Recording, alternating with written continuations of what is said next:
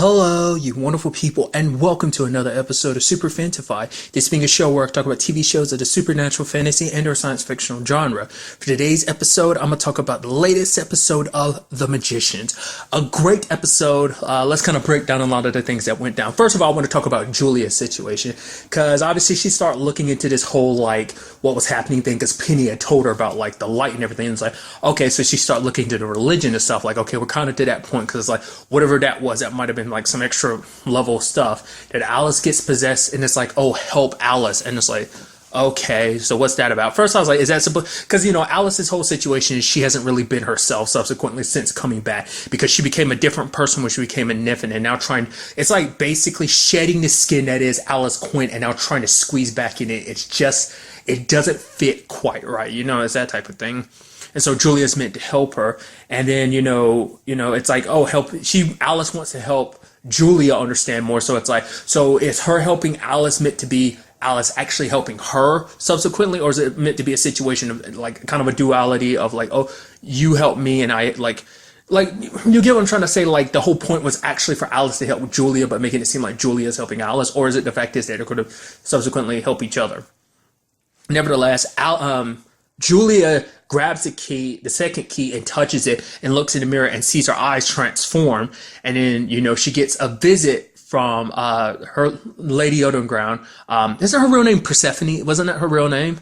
Because she's actually Hades' wife. I mean, that was her real name. I forgot. They've only brought it up one time, and that was back in season 2. But nevertheless, she has a talk with Julia. So it turns out whatever Julia's whole situation is, it is connected to Reynard in a sense of, the fact is that when she did return her shade, she did kind of plant a little bit of a seed inside of Julia at some point in time, because the way she was the fact is that Julia showed mercy, making it seem like she did it before Julia even got her shade back. And it's the moment Julia was okay, I'm gonna show mercy in Reynard, that's when it really popped out. I was like, oh yeah, you are chosen or whatever. So I would assume it was related to her shade, but she took some kind of seed from Reynard, whether it's it seems like it might be a situation of his godhood is kind of what that hints at, or at the very least whatever kind of I don't know, it's kind of really hard to say what she meant by exactly that. I don't know whether it's all his essence as a god is being transferred to Julia, which is something I kind of joked about. I was like, oh, what if she's kind of got a little bit of a god in her now or something like that? I was like, no, that can't be the case, just because what I brought up before about someone kind of saying what Julia potentially is. But then it's kind of well, that could still be true, but added on top of it, she might have a little bit of godhood in her, but because it's such an infantile, maybe it started off as a seed and it's slowly growing, so she can use a little bit of magic until it really kicks in, and then she could start using godhood magic she could basically at the end of season 1 after the whole Reynard situation, because she could use the blade that was meant to kill the beast and everything. So I mean, I don't know. Initially, you have Julia being no, I don't want it. But her Lady Underground isn't willing to listen, which even Julia's kind of, you gods really have a hard time understanding the concept of, consent, because it's you kind of do whatever the hell you want to, which they brought that up in season 2. They kind of make it seem like a lot of gods in this world are just douchebags. Even the Greek gods and stuff, they were total d-bags, so it's not Reynard is that far-fetched from amongst gods. He's not just a one in just a bad seed amongst them. It's the way they kind of paint it seems like they're all kind of dicks, and in this sense you kind of get it too, because it's you're literally giving me a piece of him, the man who raped me, and what is your problem? You literally begged me to spare your son's life, and you do this. You know how much I detest him, even during the whole situation last season about the baby, which, let's not forget, that caused her to lose her shade in the first place, so it's just why would you do something like that when it seems like Julia is good and you're just kind of springing that on her? But it's like I said, it's not Reynard's anymore, it's hers. Like I said, I don't know whether it's his godhood or whether it's just a little bit of what gives him his magic as a god is being bestowed upon her. Whichever way, it's kind of it's yours. And what you have Alice being oh man, I'd give anything to have magic, and Julia's if I could give it to you, I'd give it to you. And then Alice is oh, well, what if there's a way? Which immediately I go, it's going to end up terribly for multiple reasons. One, because this whole situation happened because Julia is chosen. I don't know what she's like, chosen as she's the only one, or is she chosen in a sense of like there are multiple people that are chosen. But the thing is, the reason why I'm bringing that up is like, well, what if something happens when Alice tries to get it and it ends up causing a catastrophe because it's not meant for Alice, it's meant for Julia because she's special. Like I said, this might tie back into the fact is whatever Julia already is. So maybe this whole situation about her having magic is connected to like the seed that's inside of her. So maybe that's why she can still use magic and everything. Or there's another reason and the seed is kind of an added bonus on top of her already being something else. There's that. And two, Alice isn't Alice anymore, especially after coming back and everything, spending time as a Niffin and stuff like that. Once again, like what she did to the lamprey, like when she ultimately killed it, in that episode, you still saw her kind of smiling. So whatever she was going through as a Niffin, wanting to see the lights when they die, you saw a little bit of that. So it's like she's not 100% like I said, she probably will never be Alice Quinn again, which is like the last thing you want to do is give her magic, because we saw what happens when she kind of got caught up in magic. Like that person she was as a Niffin is kind of there right now. And it's like, I think the last thing you want is her getting magic. So I think that's going to turn into a situation of her being controlled by the magic or what. I don't know. Maybe it'll make her feel more like Alice again, because for her, it's like I was Alice Quinn. I was really good at one thing, and that was magic. So maybe getting magic back will kind of balance her out. It's kind of interesting because Julia helped basically get her shade back, and now it's kind of like Julia is kind of helping her kind of mend herself. But like I said, maybe that's kind of also the whole point anyway, because it's like probably amongst anyone, Alice is probably like next most effed up person under these circumstances. Obviously, Penny's around that same area too, but maybe that's the whole point, to kind of get everyone fixed so we can all work together with the 7 Keys situation. It's all pieces to a much larger plan. So I don't know. Like I said, I just have an inkling that things aren't going to end well when you try to like give that situation to Alice, but we will see.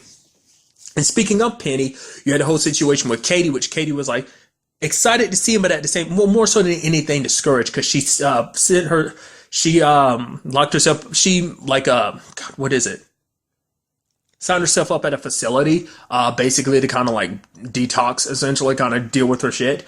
And seeing Penny again just kind of pissed her off, because it's like she's basically blaming him, because it's like everything that's happening is because of you, because I care about you, and I lost you, I fell apart. Like that's on you, which is kind of like, it's just a situation. I think it was just her lashing out just because obviously it's like, I thought you were dead, but now you're not dead. But then it's like, you might as well be dead because you're basically like a ghost, like whatever your situation is. She doesn't want anything to do with it just because it's too much, because we saw when she thought Penny died, she went straight to drugs. And that's just kind of like, it's already part of her system. Like the fact of the matter is, like, remember Julia had to pull her away from drugs initially in between, like after season 1's events, like going into season 2, she had to like pull Katie away from that, and just things have just kind of spiraled to just kind of like, it's like, you can probably understand where Katie's coming from, because it's like nothing but bad things happen. It's like, oh yeah, her mom came back in her life, but then her mom was brutally murdered by Marina, so then there's a whole situation around Raynard. Kind of got revenge on him, but it didn't go out the way she wanted to. And then Penny got sick and Penny died, and it's like, oh, he's still alive.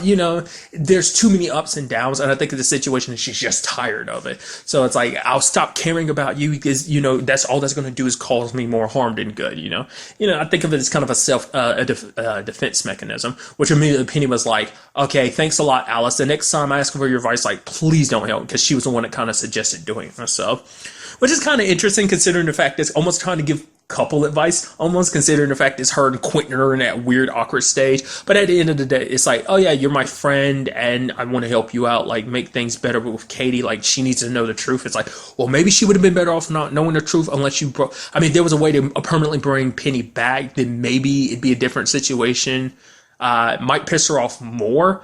She'd probably still feel the same way, maybe she'd feel a little bit better if Penny was alive before he was like, yo, so I'm not dead. Also, we still don't know 100% about like the situation his body's in. Like, I know he turned over the candle to burn his body. I don't know whether he completely burned it or not. Like, I kind of get the feeling, like the way he was depressed at the end of the episode, that kind of ended up being the case. But nevertheless, And besides all of that, there was the other side of the episode that dealt specifically with Quentin and Elliot, which I thought that was so beautifully done. Basically, it's all about the third key, and basically they end up time traveling back to Fillory, which kind of was kind of awesome and everything. It's like, oh man, there's magic. Oh yeah, but we're in the past, and the situation they got to solve is that mosaic, and it's like, oh yeah, that mosaic is awesome and everything, but it's like magic won't help us. It's like we're literally in a time with magic, and it can't be used to help us. And so basically, Quentin and Elliot are trying to build this mosaic because it's supposed to be like reflection of the most beautiful thing, and they're trying all these different patterns and everything. And what I was like, oh, they're here for a long time. I was like, oh, so is time actually going to pass for them or something like that? I was like, oh, whatever. And it's like, oh, it actually does. To the point years pass. Quentin ends up starting. Well, there was, him and Elliot, and then it's just like this awkwardness and a couple fighting they have. Then they meet Ariel, and Quentin falls in love with her. You don't really find out, but it just seems like she's gone one day, so it's just like it's implied that she died. And Quentin ends up actually having a son and everything, and him and Elliot grow old. It's like, oh, we had this family, and their son is going off, and he's like, hey, if we're not here, he's like, I know, Dad. And he's like, yes, I love you too. And I was like, that was so beautifully done, because it was like many, many, many, many, many years to the point Elliot died of old age and everything. I thought that was so well done. I was like, that's so interesting. It never came up because it's like, oh, what are they doing for food? But I guess because do you even need food in Fillory? I mean, there's crops in there. It's magic, so I don't know, maybe because it's a time thing, maybe they actually got fruits and stuff like that, because they were there for like, you could tell from decades, because this was supposed to be decades before like things were really even built up in Fillory and stuff like this. So like they were there for many, many, many, many, many years. What I didn't understand about the puzzle, though, was the fact is that ultimately, like, Quentin ended up picking up this piece that he ended up digging up because he was trying to dig a grave for Elliot, and there was like this one gold piece, and he put it there. So it's kind of supposed to be like, was it supposed to be like the simplicity that was beautiful, or was it supposed to represent or did it come about because it's like, oh, that piece of the mosaic was born because of the beautiful life that Quentin and Elliot lived? Ariel and Quentin and her child. Is that what that's supposed to? I figured maybe that's what that's supposed to represent. But what's really interesting is when young Jane shows up, and I thought it was kind of interesting too. She was like, "You look so familiar." I was like, "Oh right." She has met Quentin before because Quentin and Julia met her back in season 1 when they ended up helping free her from like that trap, because they're two characters in the books. Like, what was the other one? Like the magician and it was somebody and the Fool, and obviously Quentin was represented the Fool in the book. But nevertheless, this was all because this key was connected to the time loop that Jane would eventually cast.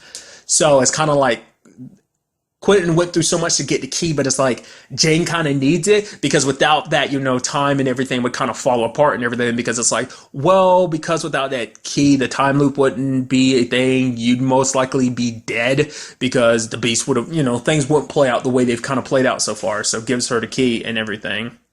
Even kind of warns us like, oh, you need it for the beast. And she's like, what's the beast? And he's like, sadly, you'll find out soon enough. I just thought that was interestingly done. And at the same time, Margot gets the letter and finds out about like Elliot and Quentin, and she goes and visits like Jane, who's basically in this little time bubble, which she's great. Deja vu.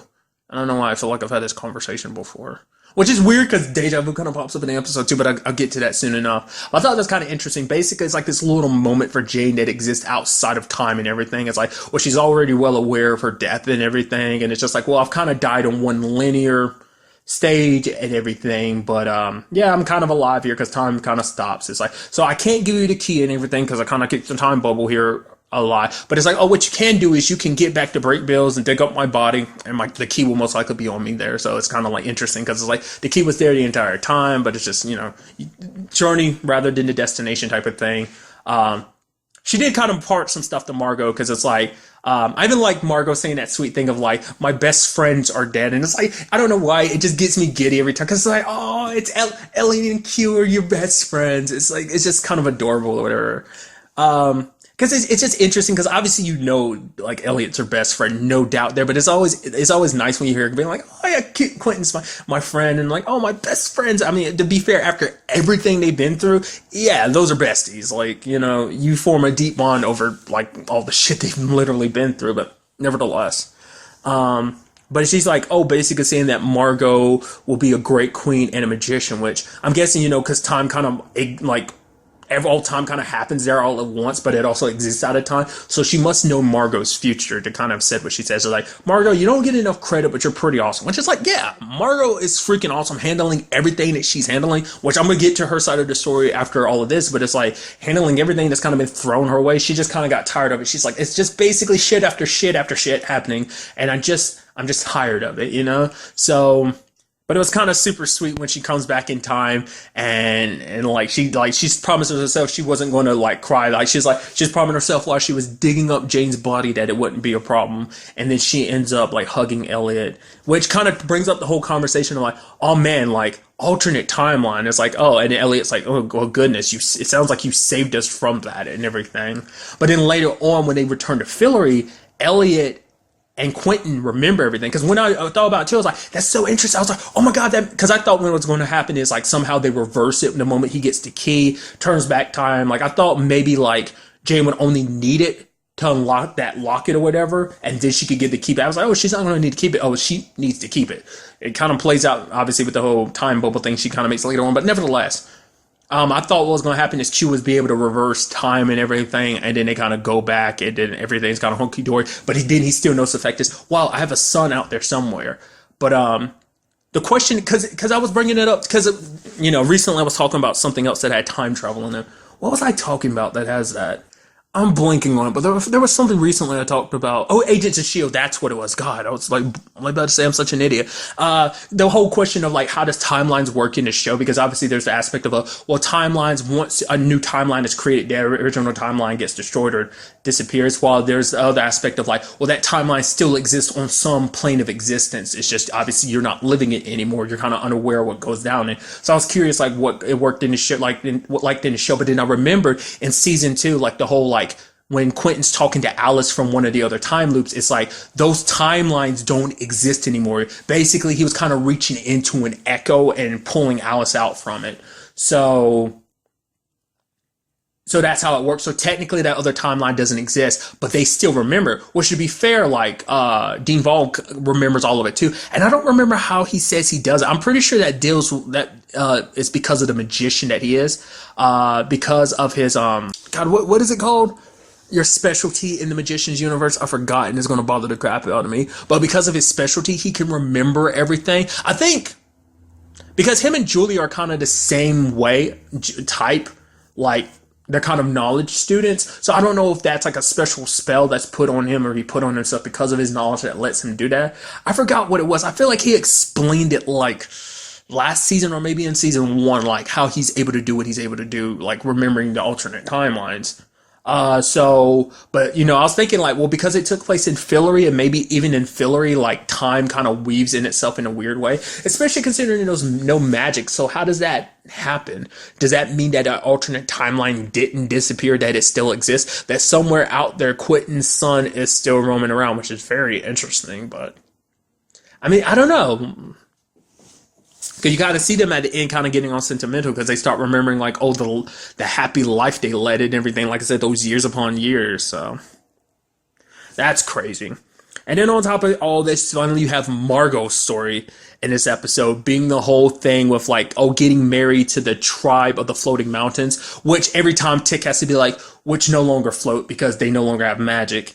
And the fact is meaning Stone Queen and then her son, Prince Micah, and it's like, oh wow, look at him. Like Margot was super against it at first because the Queen's like, you don't have to do things you don't want to do. It's because they have an army, which once again, it's like, what is she ready for? Like she knows something's up, but she's not letting Margot know because it's just kind of like, well, it's my job to know what. But like getting that marriage through, it seems like more so like the Queen wanted the army. Like what is she, ready for? Because I brought it up last episode, the whole aspect about like, well, obviously like it seems like there might be fairies that are in prison because that family last episode, she has fairies secretly fixing everything. And like you only know it because Julia picked up the key and behind her you see that those lights of magic weren't just magic working automatically. It was enslaved fairy. So maybe that plays into what the queen's all about. Because basically, it's like no matter what, you always have to make sacrifices for your people, which kind of makes it seem like she is a very good queen. She kind of seems like a shitty person because the things she does, but it's because everything she does is for the sake of her people.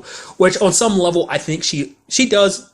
It doesn't seem like it's a sarcastic thing. It does seem like a sincere thing of like she does respect Margot and understanding her positioning and everything because she's in that same position herself.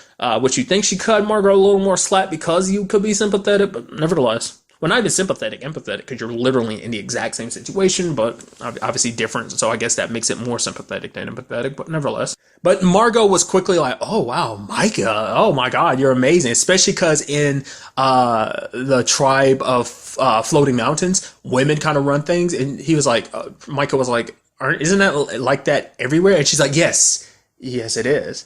And she's just getting so happy because she's like, oh my God, you're hot. Because at first she thought she was marrying his brother. And it's like, wait, what? That's wrong. He's super young. I'm not into that weird. Oh, I'm marrying the handsome older brother. Okay, I can live with that. And there was attempts on his life. And then finally there was a final attempt. I did appreciate the fact that she thought it was S who did it. Which I was like, because at first I was thinking like she was supposed to be marrying S. I was like, oh, is that still going through? I know they banged and everything, but I was like, was anything supposed to come out of that? Especially because you had that weird element of like, well, you know, the King of Loria and Elliot had that whole thing. So it's like, doesn't that kind of null and void that anyway? So it turns out it's not to be the case. Which sadly, S is inside of a prison because like Margot was like, "Oh, you jealous, aren't you?" Which even he was trying to pick things up with Margot trying to like, oh, basically things aren't going to go the same way. It's like basically I'm better now. I'm gonna, basically got moves to get her back if he wanted her back, you know, type of thing. So, but on top of that, her Micah, poor Micah is dead. At first I was like, oh man, this is going to suck because now it's going to turn into a war between the kids. Oh no, the little brother came out. It was like, oh yeah, it's super me.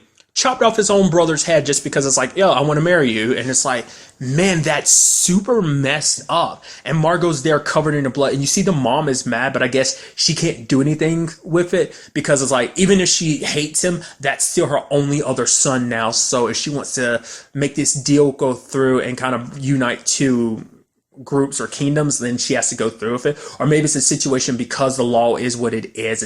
It's something even she can't go against, but you do see her pissed. So I don't know whether that's a situation where she's like, I don't know if there's much she can do about her son in that regard. So, but that was super messed up because even Margot's like there, got blood all over her face, but the queen is still telling her, like, you know, the queen of the fairies still telling her to go through the marriage. So that's again, why exactly? I don't know. We still have no idea what it is that the queen is making Hillary do all this stuff for.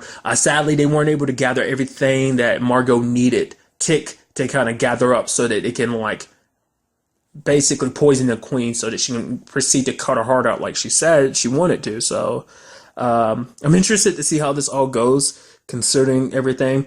Margot feeling completely disgusted about her particular situation, considering herself a cradle rocker and everything. So, like I said, overall great episode. I'm very interested to see kind of all this going forward, especially with the knowledge that Elliot and Quentin have. Also the whole Julia and Alice thing. Like I said, once again, still kind of have a feeling that that's going to end bad. But I would love also that twist of like, you know, Quentin's son popping up out of nowhere. I mean, now that there's an alternate time, well, to be fair, in retrospect too, that not only was a past timeline, not only was that an alternate timeline, that was an alternate timeline in the past. So Ariel wouldn't be alive right now. I mean, I'm curious, well, because that was years and years ago anyway, too, because Jane was younger by the time Quentin met her. So, like, Ariel was, like, super far in the past, so it'd be weird if you ended up coming across one of her descendants in this storyline, because in this timeline, because that'd be weird. Super weird. I don't know. Like I said, never. I'm very curious to see if that like whole son situation turns into something or not. Whether it's like it's almost like a daydream type of situation because that timeline no longer exists, which kind of begs the question: does it still exist considering they remember and everything? Like I said, we'll just have to wait and see. But really, that's all I want to talk about in this episode. Till the next time we meet, be happy, be safe, live life to the fullest, and enjoy it. Good day and goodbye.